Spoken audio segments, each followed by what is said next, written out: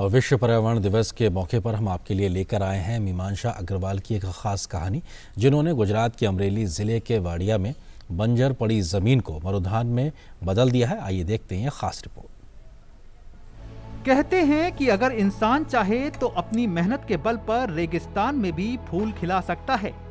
ऐसा ही देखने को मिला अमरेली जिले में, जहां तालुका कानूनी सेवा समिति की अध्यक्ष के तौर पर तैनात मीमांसा अग्रवाल ने अपनी लगन और मेहनत के बल पर बेकार और बंजर पड़ी जमीन को मरुउद्यान में तब्दील कर दिया।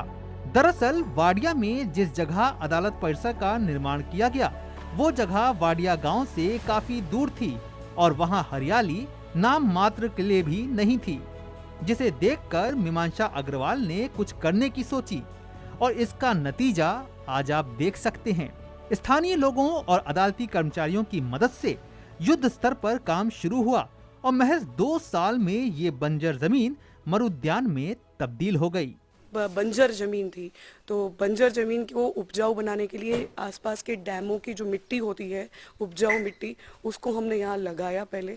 और जितनी भी कोर्ट कंपाउंड में जहाँ जहाँ बंजर ज़मीन थी, उन सबको हमने पहले समतल बनाया।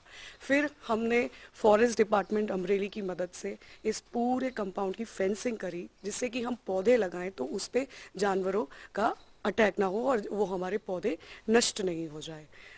उसके बाद में जब हमारी ज़मीन और हमारी फेंसिंग तैयार हो गई, तब हम लोगों ने बारिश से पहले उसमें खड्डे खोदना शुरू किया और आसपास से गौशाला से कलेक्ट किया हुआ पूरा खाद हमने इसमें डाला इन खड्डों में।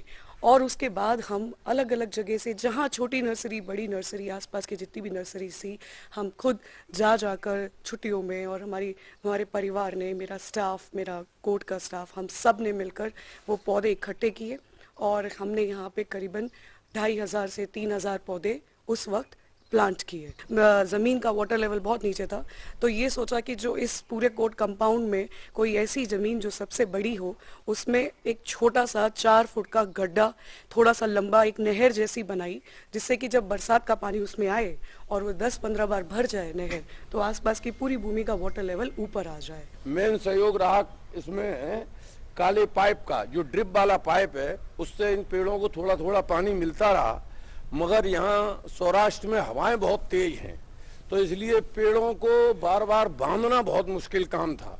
उसके लिए कम से कम 20 किलो तो रस्सी इसको बांधते बांधते लग गई और 2000 डंडे तो टूट चुके हैं। एक एक पेड़ को 6-6 दफे बांधा है, मगर अब ये पेड़ इतने मजबूत हो चुके हैं कि ये ताऊते के सामने भी मुकाबला कर सके।